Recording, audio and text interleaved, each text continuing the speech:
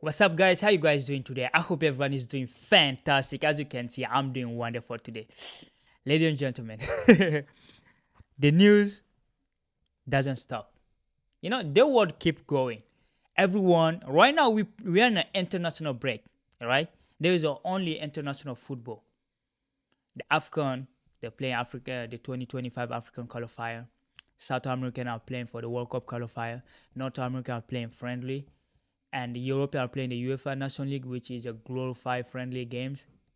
And there is nothing else. There is nothing else. You don't hear any club name, nothing except us. As a Chelsea fan, our club is in the news, whether we like or not, good or bad. Lately, it's been only bad, really. It's just crazy what is going on. So, if you weren't living in the cave like me for the past 2 days, you may know there is an ongoing civil war at Chelsea Football Club. So today, we are not addressing any France won, England victory, Mali victory, or Nigerian tie. We are not talking about that. Even Argentina losing. No, those are not important. There is a civil war in our house, in our club. That is what we are going to address today. So, ladies and gentlemen, welcome back to another video. Welcome to the world of soccer. If you're not allowed to subscribe, make sure to subscribe, like, share this with your friend. Yo, because this is crazy what is going on at Chelsea Football Club right now.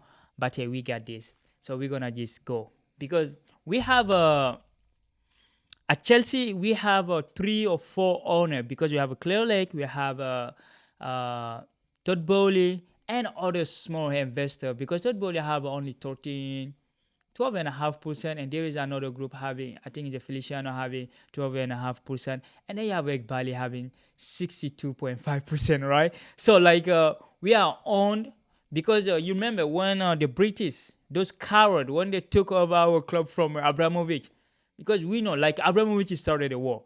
Russia and Ukraine are fighting, so to put us all in the war like we did it, they took our club from us. They took it from Abramovich through sanction. So the club has to be sold. The club has to be sold, right? So the club was sold in less than 3 months. So the process went really quick because Chelsea, at some point, Thomas Tuchel, they will say, oh yeah, if we have to take pass, we're gonna take pass to go play games. You remember those times? So at that time, there was Todd Boehly running everywhere, trying to find a partner to take the club away. Because this is not his first time trying to buy Chelsea. In 2019, he wanted to buy it. So this dude, Todd Boehly, have experience on managing sport team. Because you have LA Dodger, he own some part LA, the Lakers. So he know a little bit how, sport team work, right? But he needed a partner. So that's where Clear Lake came on. A 19 billion firm. That Clear Lake managed 19 billion. I don't know if it's a pound or dollar, but they are like investment firm that people like me, retailer like me, you, everybody who invest in the economy. So give them the money. They find out the best, what is the best return, and they invest your money in it, right? So there is a 19 billion in the management, under the supervision. So it's not like Eghbali money. No, he just running a company, a firm that is managing 19 billion. While Todd Boehly own his own money. That dude is not, I think he's worth 5 or 6 billion US dollar. So he's rich, but he's not, I think he's richer than Eghbali because Eghbali is working for a firm. So I don't know if he worth 5 billion, right? So anyway, so those two got together and it was scrambling, right? You have to find a partner to buy the club. They bought Chelsea 2.5 billion and then they promised to invest 2 billion, right? The renovation of a stadium or building a new stadium and investing in a player and stuff, So they did that because Chelsea, they already invested in more than 1.4 billion pound. So the investment is there. What the money they promised that they're going to invest, they are already investing. I think that's why they buying player everywhere.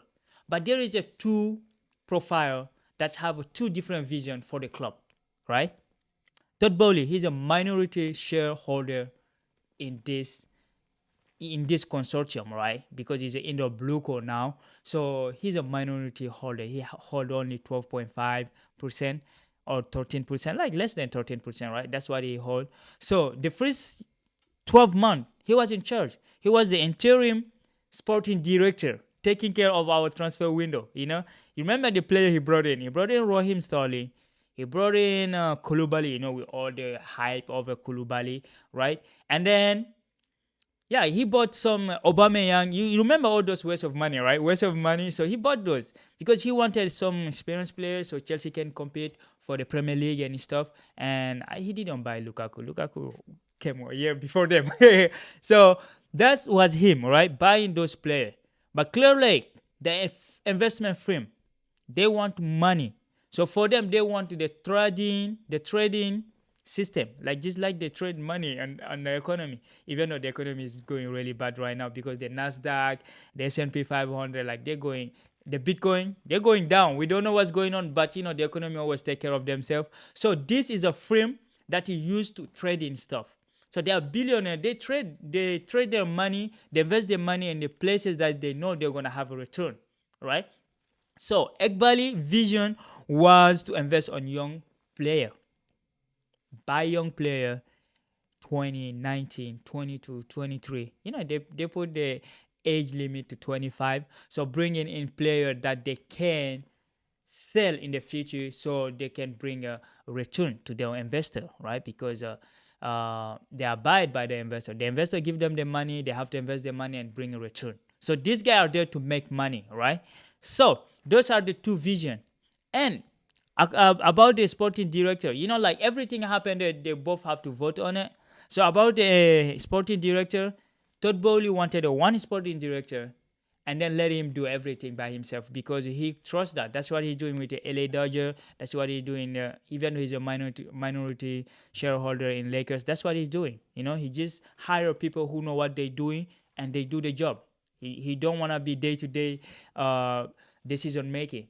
While Eghbali wanted a two sporting director because we want an umbrella like the City Group. We want to do something like that. We own another club like in France, Elche, uh, Strasbourg. They are part of that. So he wanted two sporting director and he wanted to be part of the decision making every day. Remember, he's the one who went to Lisbon to finalize Enzo Fernandez signing, and he's the one who signed Caicedo, and he's the one who signed all these kids, right?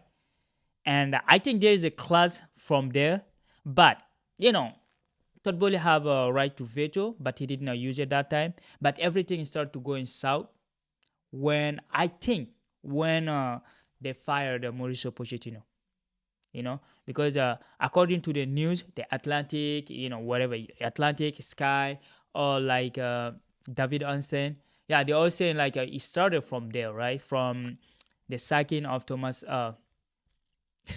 what is his name again? The Argentinian guy, Mauricio Pochettino, right? Because you remember the day before he was fired, he was with Todd Boehly on a restaurant in London eating. I'm pretty sure Todd Boehly just told him, they're going to fire you, but I wanted to keep you, but they did not, You remember, like, I don't think they fired him. I think when Pochettino saw what was going on behind the scene, he just wanted out, And we remember he was in a vacation, everything was going on. He just said, yeah, I'm out, This is madness. I'm not part of this.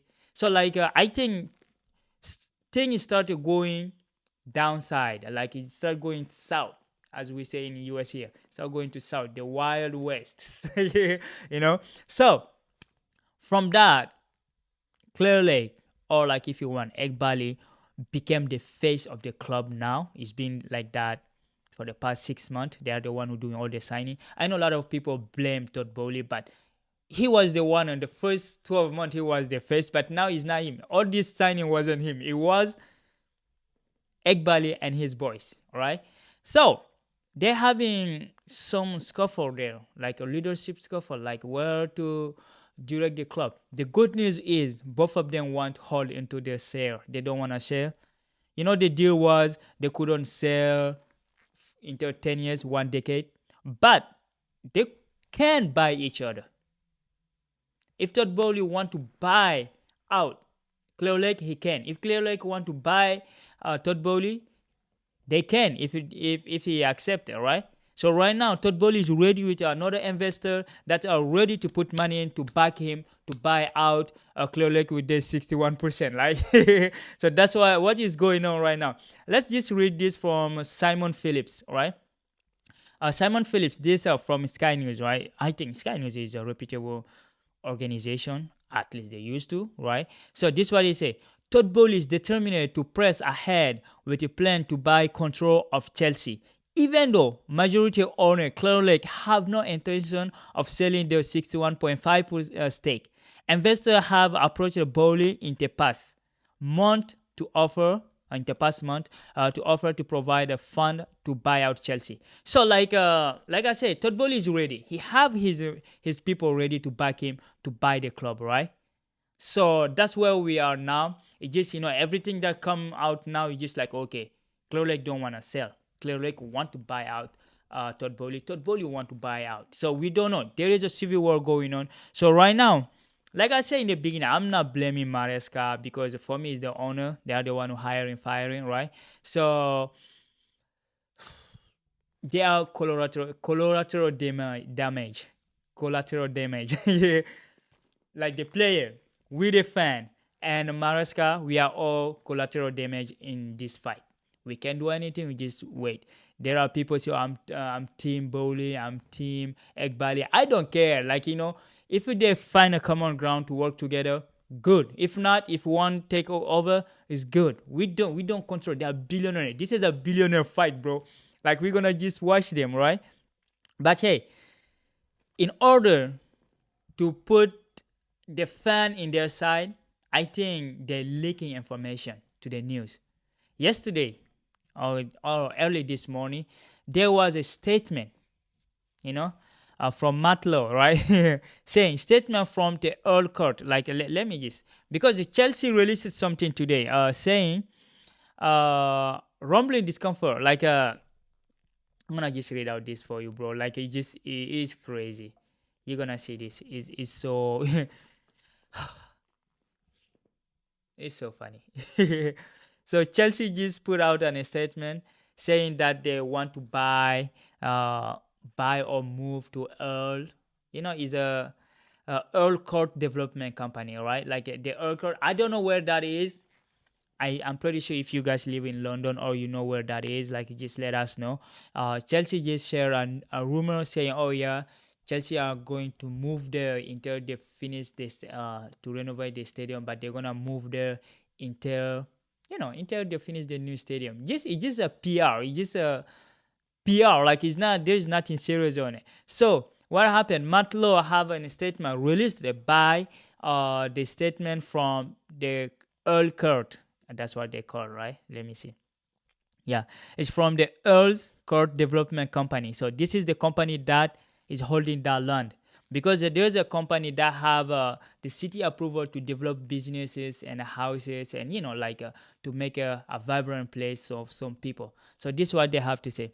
They say there is no plan within our plan for Chelsea to relocate to the Earl's Court site.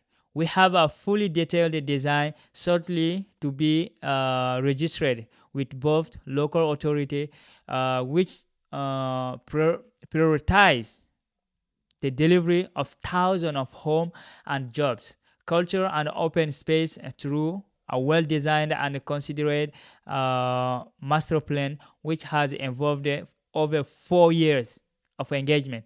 This will see development commence in 2026 with the first resident and occupier moving in from 2030.